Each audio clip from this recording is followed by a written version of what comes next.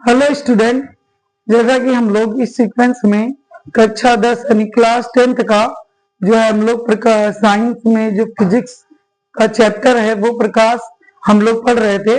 और प्रकाश में प्रकाश का अपवर्तन और परावर्तन हम लोग ने कवर कर लिया था। तो प्रकाश का अपवर्तन और परावर्तन कवर कर लिया था।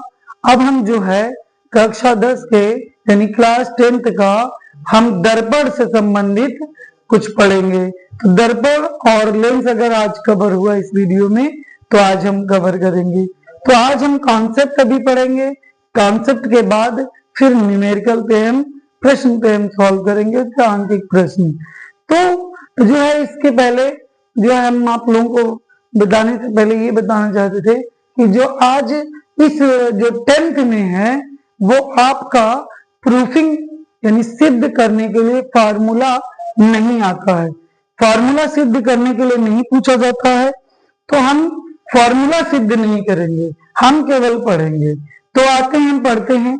सबसे पहले हम पढ़ते हैं, इसमें पॉइंट्स है। तो दर्पण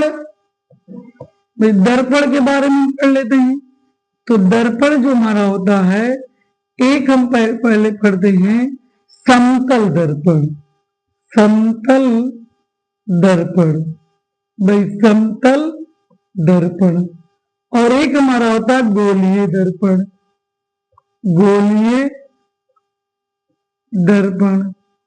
तो अब जो क्वेश्चन हमारा है वो ऑब्जेक्टिव में लगभग 20 क्वेश्चन आएंगे। तो 20 क्वेश्चन जब ऑब्जेक्टिव पे आएंगे तो इससे समतल दर्पण से रिलेटेड जो है हमारे क्वेश्चन पूछे जा सकते हैं। इसलिए हम जो है समतल दर्पण से रिलेटेड हम देखते हैं। तो पहला समतल दर्पण। समतल दर्पण, समतल दर्पण का थोड़ा एग्जांपल हम पढ़ लेते हैं। समतल दर्पण है क्या भाई? समतल दर्पण से द्वारा जो प्रतिबिंब बनता है, प्रतिबिंब, प्रतिबिंब जो होता है बनता है वो हमारा होता है आभासी। आभासी होता है। इसका आकार क्या होता है? आकार वस्तु के बराबर, वस्तु के बराबर, बराबर। तथा ये कैसा बनता है? वस्तु के बराबर व सीधा। वस्तु के बराबर, वस्तु के बराबर आकार, वस्तु के बराबर और सीधा। कितनी दूरी पर? प्रतिबिंब की स्थिति क्या होता है? प्रतिबिंब की स्थिति, की स्थिति ये होता है जितनी दूर वस्तु, जितनी दूर पर वस्तु रखा हो, वस्तु रखा हो। तो जितनी दूर पे वस्तु रखा हो वो हमारा होगा समतल दर्पण। प्रतिबिंब आभासी और जो हमारा आकार है वस्तु के बराबर तथा सीधा। और प्रतिबिंब कहां पर बनेगा? वो जितनी दूर पे वस्तु रखा होगा उतनी दूर पे उसका प्रतिबिंब बनेगा। तो इससे हमारा ये समतल दर्पण है। समतल दर्पण में से रिलेटेड भाई आ जाएगा। समतल दर्पण से बना प्रतिबिंब कैसा होता है? आभासी, सीधा, आभासी, उल्टा, या आभासी वास्तविक, दोनों, या इनमें से कोई नहीं। तो हम ऐसे बहुत सारे क्वेश्चन कवर करेंगे इससे रिलेटेड। तो हम आते हैं एक समतल दर्पण। अब आते हैं गोलीय दर्पण। भाई गोलीय दर्पण, गोलीय दर्पण की बात करते हैं। तो अगर एक गोलीय दर्पण, एक दर्पण गोलाकार हो और उसके पीछे हम पेंट पॉलिश कर देते हैं तो वो हमारा होता है गोलीय दर्पण। गोलीय दर्पण कितनी प्रकार का होता है? 2 प्रकार का होता है। एक होता है अवतल दर्पण, एक होता है अवतल दर्पण, और एक हमारा होता है उत्तल दर्पण। एक होता है उत्तल दर्पण। अवतल दर्पण और उत्तल दर्पण। तो अवतल दर्पण और उत्तल दर्पण से संबंधित हम पढ़ते हैं। भाई अवतल दर्पण मतलब, अब एक अवतल अगर हम एक स्फेरिकल पार्ट को, बल्कि स्फेयर को दो पार्ट में हम डिवाइड कर दे, एक गोलीय दर्पण को दो पार्ट में डिवाइड कर देते हैं, तो एक इस शेप का बनेगा और एक इस शेप का बनेगा। तो इस शेप में अगर हम आंतरिक भागों को हम पॉलिश कर देते हैं, आंतरिक भाग को हम पॉलिश कर देंगे, तो हमारा जो दर्पण मिलेगा वो हमारा होगा उत्तल दर्पण, उत्तल दर्पण। अगर हम बाहरी भाग को पॉलिश कर देते हैं, पेंट कर देते हैं, तो उससे जो दर्पण बनेगा वो हमारा दर्पण होगा अवतल दर्पण, अवतल दर्पण, अवतल दर्पण होगा। तो दो चीजें, जो हमारा उत्तल दर्पण या अवतल दर्पण, तो इसमें उत्तल दर्पण आ गया, अवतल दर्पण हो गया। तो अवतल और उत्तल दर्पण से अब हम करेंगे संबंधित कुछ परिभाषा। अवतल दर्पण उत्तल दर्पण से संबंधित कुछ परिभाषाएं, जो परिभाषा हम लिखेंगे यहाँ पर, वो परिभाषा चाहे उत्तल दर्पण हो या अवतल दर्पण हो, उन दोनों के लिए एक बराबर होगा। तो हम सबसे पहले अवतल दर्पण से संबंधित गोलीय दर्पण,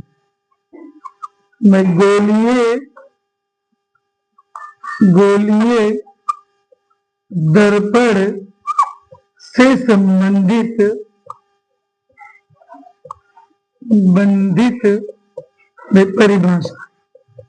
परिभाषाएं, संबंधित परिभाषाएं। तो गोलीय दर्पण से संबंधित परिभाषा, गोलीय दर्पण से संबंधित परिभाषा में पता करना है। तो नंबर 1 पहला हमारा था ध्रुव, जिसको अंग्रेजी में हम कहते हैं पोल, यानी दर्पण का गोलीय दर्पण, गोलीय दर्पण का मध्य बिंदु,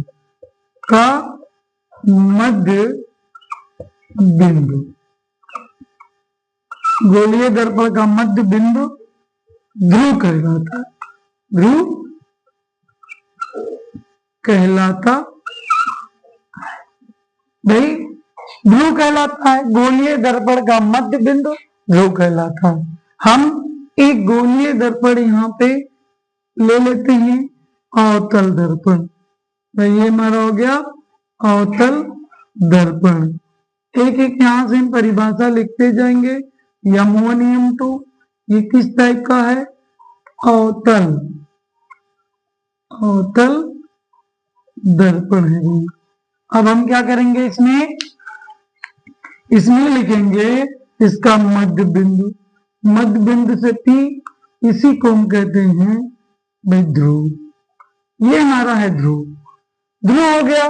दूसरा हम पॉइंट लिखेंगे इसका, दूसरा पॉइंट हम लिखेंगे इसका वक्रता त्रिज्या, वक्रता त्रिज्या, वक्रता केंद्र, वक्रता केंद्र, वक्रता केंद्र। वक्रता केंद्र क्या होता है, गोलीय दर्पण का, गोलीय दर्पण का केंद्र, का केंद्र, का केंद्र वक्रता केंद्र कहलाता है,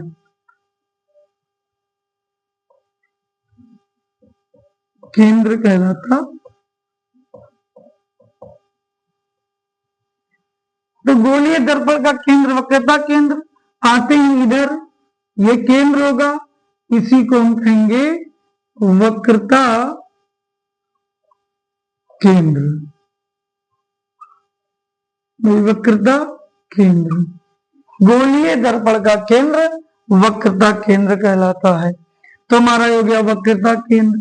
अब तीसरा जो पॉइंट हो गया, तीसरा पॉइंट वो हमारा होता है मुख्य अक्ष, मुख्य अक्ष। मुख्य अक्ष क्या होता है भाई? मुख्य अक्ष वक्रता केंद्र, वक्रता केंद्र तथा ध्रुव, ध्रुव को मिलाने वाली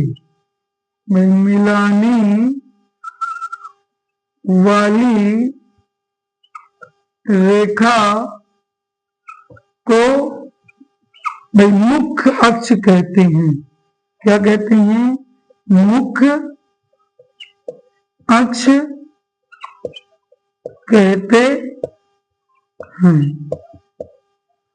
भाई वक्रता केंद्र तथा ध्रुव को मिलाने वाली रेखा को हम कहेंगे वक्रता केंद्र, मुख्य अक्ष, मुख्य अक्ष। तो यहां से हम ये लाइन खींच दिए, ये हमारा हो गया मुख्य अक्ष, मुख्य अक्ष। भाई 2 मुख्य अक्ष हो गया। अब हम इसमें पढ़ते हैं भाई तीसरा, चौथा पॉइंट हम पढ़ते हैं भाई। चौथा पॉइंट जो हमारा हो गया वो है मुख्य अक्ष आ गया वक्रता त्रिज्या, वक्रता त्रिज्या, वक्रता त्रिज्या, वक्रता त्रिज्या। इसको हम घेर देते हैं और अच्छा,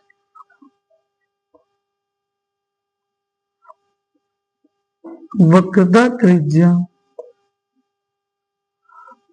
वक्रता त्रिज्या हमारा है वक्रता त्रिज्या ध्रुव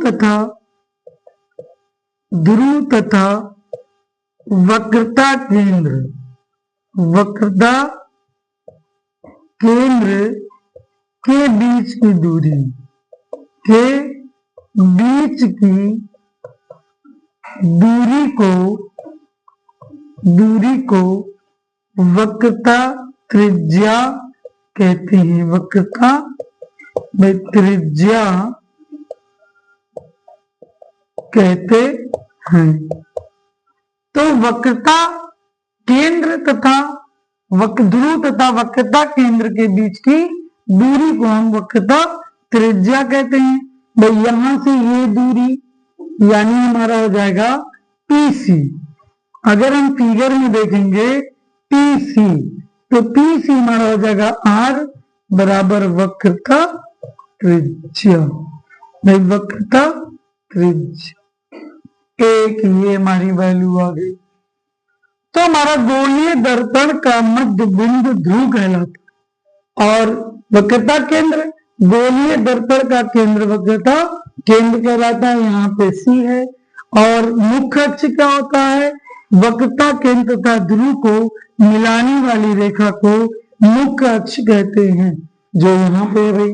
दूसरा वक्रता त्रिज्या ध्रुव तथा वक्रता केंद्र के बीच की दूरी को हम कहते हैं वक्रता त्रिज्या। तो P और C के बीच की दूरी को हम कहेंगे वक्रता त्रिज्या। नेक्स्ट पॉइंट हम पढ़ते हैं भाई, यहीं पे पढ़ लेते हैं भाई। अगला पॉइंट होता है मुख्य फोकस। 5वां पॉइंट होता है मुख्य फोकस, मुख्य फोकस, मुख्य फोकस, मुख्य फोकस, मुख्य फोकस बिंदु, फोकस बिंदु या मुख्य फोकस बिंदु जो भी होता है उसको यहां लिखेंगे। सभी रेखाएं, सभी किरणें, सभी किरणें, सभी किरणें जो मुख्य अक्ष के, जो मुख्य अक्ष के समांतर होती हैं, समांतर होती हैं, समांतर होती हैं। परावर्तन, परावर्तन के पश्चात, परावर्तन के पश्चात मुख्य अक्ष के मुख्य भाई अक्ष के जिस बिंदु से होकर जाती है, जिस बिंदु से होकर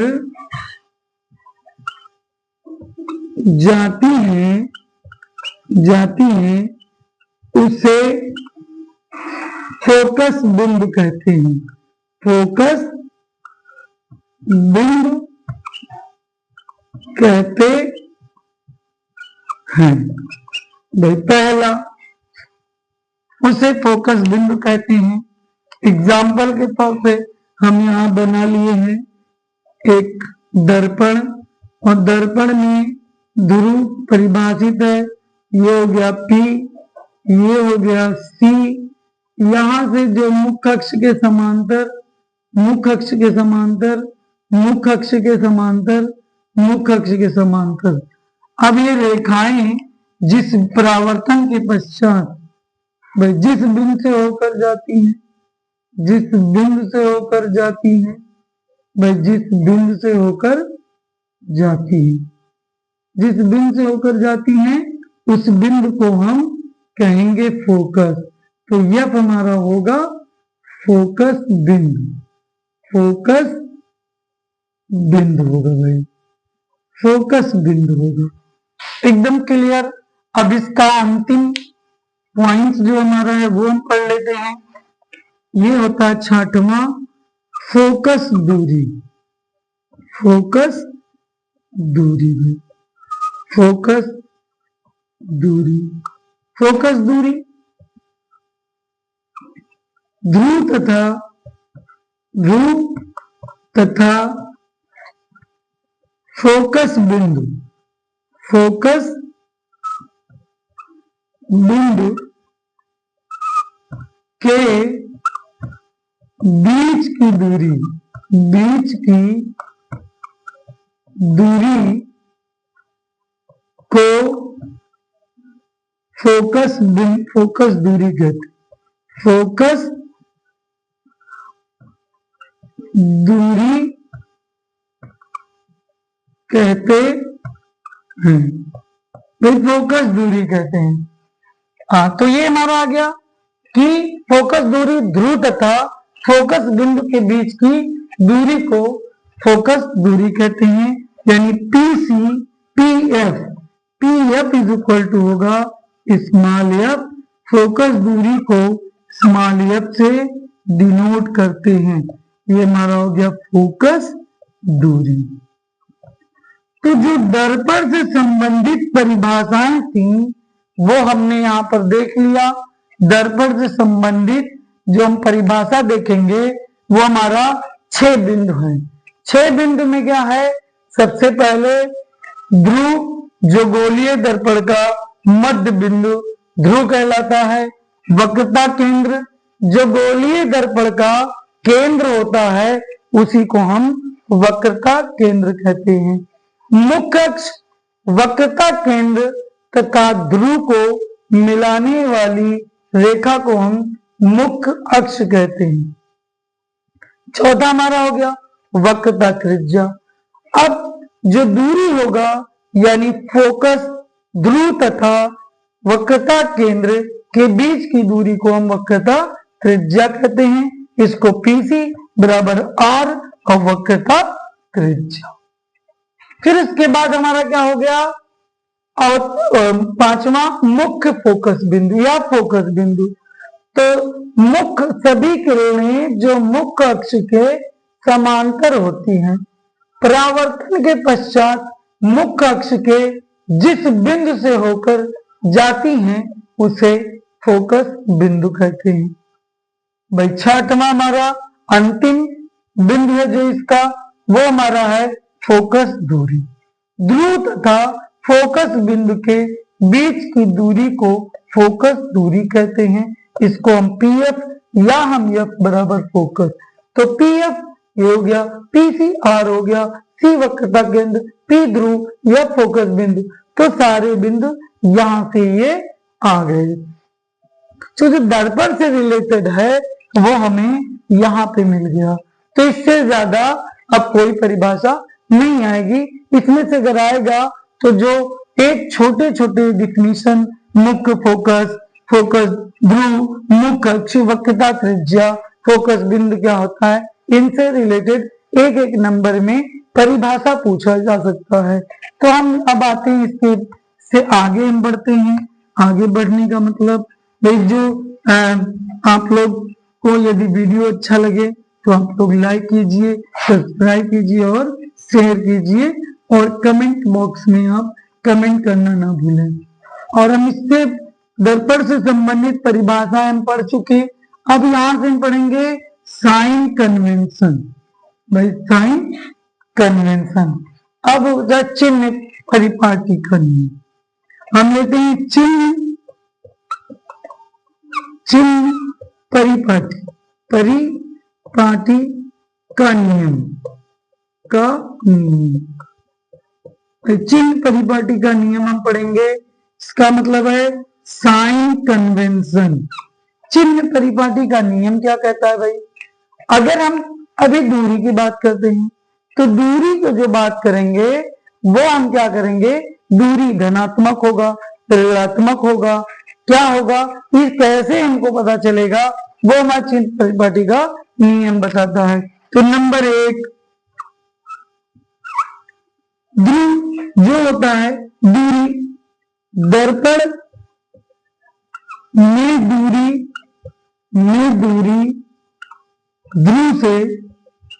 ध्रुव से मापी जाती है। भाई मापी जाती है, मापी जाती है।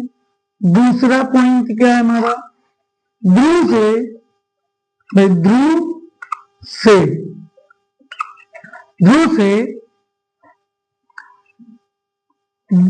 बाएं तरफ की दूरी भाई धनात्मक होती है, पहला। तीसरा हमारा बिंदु क्या है, भाई ध्रुव से दाएं तरफ की दूरी ये ऋणात्मक है, ऋणात्मक होती है। भाई बाएं तरफ की दूरी, दाएं तरफ की दूरी धनात्मक होती है। तीसरा नियम भाई, तीसरा और चौथा जो नियम हमारा आ गया वो है ध्रुव से ऊपर की तरफ की दूरी धनात्मक होती है, धनात्मक भाई होती है, पहला। पांचवा भाई ध्रुव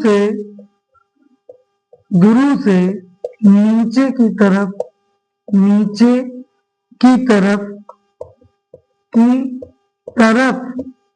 की दूरी भाई ऋणात्मक होती है। यहां से 4 बिंदु है भाई, 5 बिंदु है। चिन्ह परिपाटी का नियम ये बताता है कि जो हम दर्पण में प्रतिबिंब बनेगा, प्रतिबिंब की स्थिति, उसका आकार और वो उसका वस्तु जहां पे रखा है, फोकस दूरी, ये सारे वैल्यू मेजरमेंट मापने के लिए हम कैसे मापेंगे, वो धनात्मक होगा कि ऋणात्मक होगा, इसके लिए साइन कन्वेंशन हम यूज करते हैं, या हम कहते हैं चिन्ह परिपाटी का नियम। जैसे दर्पण की जो भी दूरी होती है गोलीय दर्पण की, वो हम कहां से मेजरमेंट करते हैं, ध्रुव से। तो नंबर 1, ध्रुव से बाएं की तरफ की दूरी सदैव ऋणात्मक होती है, और ध्रुव से दाएं की तरफ की दूरी सदैव भाई धनात्मक होती है। ध्रुव से ऊपर की तरफ की दूरी जो हमारी होती है वो धनात्मक होती है, और ध्रुव से जो नीचे की तरफ होती है वो ऋणात्मक। अब इसी को दूसरे फॉर्म में भी हम कर सकते हैं। कैसे कर सकते हैं? ऐसे हम ध्रुव मूल बिंदु को ध्रुव पे हम ले जा करके शिफ्ट कर दिए। अब ये 4 पार्ट में डिवाइड हो गया और 4 कोऑर्डिनेट में डिवाइड हो जाएगा और चारों कोऑर्डिनेट में जब डिवाइड हुआ तो हम चारों को क्या कर लेंगे? सॉल्व कर लेंगे। चारों से हमें धनात्मक ऋणात्मक आ गया, जैसे मूल बिंदु हो गया। हम मैथमेटिकल पढ़ चुके हैं कि कहाँ पे धनात्मक कहाँ पे ऋणात्मक होता है, नहीं तो हम ये चारों बिंदु याद रखेंगे। अब एक और प्रतिबिंब हम पढ़ते हैं भाई। पहला नंबर 1 प्रतिबिंब लिखते हैं। प्रतिबिंब, प्रतिबिंब क्या होता है? वस्तु से चलने वाली किरणें, वस्तु से चलने वाली किरणें, चलने वाली किरणें अपवर्तन परावर्तन के पश्चात, वस्तु चलने वाली किरणें परावर्तन, परावर्तन के पश्चात, के पश्चात किसी बिंदु पर, पश्चात जब किसी बिंदु पर, जब किसी बिंदु पर, किसी बिंदु पर मिलती है, मिलती है या मिलती हुई प्रतीत होती है, मिलती हुई प्रतीत होती है, प्रतीत होती है, तो भाई उस बिंदु को, उस बिंदु को उस वस्तु का, उस वस्तु का प्रतिबिंब कहते हैं। प्रतिबिंब कहते हैं। लीजिए भाई, प्रतिबिंब आ गया, यानी वस्तु से चलने वाली किरणें परावर्तन के पश्चात किसी बिंदु पे, जब किसी बिंदु पे मिलती हैं, मिलती या मिलती हुई प्रतीत होती हैं, तो उस बिंदु को, उस वस्तु का हम क्या कहेंगे? प्रतिबिंब कहेंगे। तो भाई प्रतिबिंब कितने प्रकार का होता है? भाई प्रतिबिंब 2 प्रकार का होता है। पहला हमारा होता है वास्तविक प्रतिबिंब, वास्तविक, और दूसरा हमारा होता है आभासी, आभासी। तो वास्तविक और आभासी में अंतर। वास्तविक प्रतिबिंब किरणें क्या होती है? मिलती हैं, किरणें मिलती हैं, मिलती हैं या हम कह देंगे प्रतिच्छेद करती हैं। आभासी बिंदु क्या होगा? मिलती हुई प्रतीत होती है, मिलती हुई प्रतीत होती है, प्रतीत होती है, मिलती हुई प्रतीत होती हैं या हमारा मिलती हैं। तो अगर ऐसा हो गया तो हम उस बिंदु को क्या कहेंगे? वो वास्तविक प्रतिबिंब है या आभासी प्रतिबिंब है। इसके आधार पर हम लोग सॉल्व कर लेंगे। तो प्रतिबिंब वास्तविक या आभासी, जब किसी बिंदु पर किरणें मिलती हुई प्रतीत होती, मिल जाती हैं, इंटरसेक्ट करती हैं, प्रतिच्छेद करती हैं, तो वहां पे वास्तविक प्रतिबिंब होगा। और जब प्रतिबिंब आभासी क्या होगा? तब जब ये मिलती हुई प्रतीत हो, तो उस बिंदु को हम क्या कहेंगे? आभासी कहेंगे। वही तो ये हमारा हो गया, जो हमारा पूरा जो किरणें हैं, दर्पण से संबंधित सारे बिंदु जो है हम लोग कवर कर लिए हैं। अब इससे फार्मूला होगा, प्रतिबिंब कैसे बनेगा, इसके लिए फार्मूला क्या होता है, फोकस दूरी, वक्रता त्रिज्या में संबंध क्या होता है, ये सारी बातें हम नेक्स्ट वीडियो पे अपलोड करेंगे। और आप लोगों को वीडियो देख रहे हैं तो सब्सक्राइब करना ना भूलें, लाइक करें, सब्सक्राइब करें, शेयर करें और कमेंट बॉक्स में कमेंट करना बिल्कुल ना भूलें। तब तक के लिए थैंक यू।